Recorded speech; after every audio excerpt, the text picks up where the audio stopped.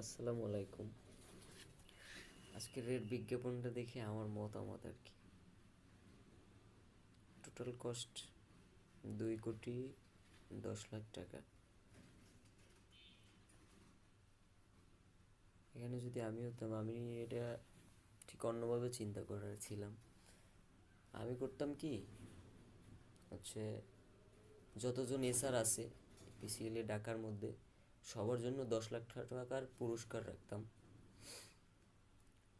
আর 5,00,000 টাকায় তাদের জন্য একটা ডিজাইন কস্টিউম চুজ করতাম, যেখানে সামনে একটা কোটির মতোই, এখান দিয়ে এখান দিয়ে সামনে থেকে তার প্রোডাক্টের ছবি সহ নাম লেখা, এরকম একটা, হয়তো ওই যে সিকিউরিটি ড্রেস যেটা রিফ্লেক্টিং হয় ওরকম কিছু একটা তার ড্রেসের উপরে পড়ে যাবে, যেটাতে এটা দেখা যাবে। আর প্রত্যেক দিন প্রত্যেকটা এসআর একটা করে ভিডিও কোম্পানির অফিসিয়াল পেজে আপলোড করবে। আপলোড করার পর কোম্পানি চাইলে যার সবচাইতে বেশি ভিউজ বেশি হবে, যারটা ভালো হবে, ভালো লাগবে,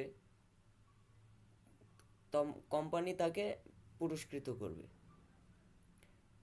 কোম্পানি এরপরে তার ভিডিওটা এই যত টাকা দিয়ে টিভিতে অ্যাড করছে, এই টাকা দিয়ে 8-10টা সোশ্যাল মিডিয়ার প্ল্যাটফর্মে বুস্ট করা যাইতো 6 মাস যাবত।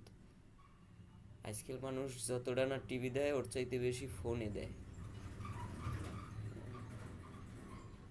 বিপিএল এই কয়দিন। আর আমাদের, যাও কোটা পরে বলি। তো এরপরে কি করতাম, 20,00,000 টাকার আপনি ধরেন স্বর্ণ কিনা নোজ রিং বানাইতাম।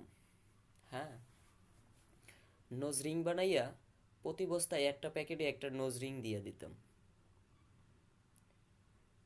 ব্যাগের মধ্যে যার বাগে পড়ে। অ্যাডে জানাই দিতাম যে রে কিনে গোল্ড জিতুন, এরকম কিছু একটা। আর যারা পায়নি তাদেরকেও রিকোয়েস্ট থাকতো যে যারা পাননি তারাও ভিডিও করে অফিসিয়াল পেজে পাঠাবেন।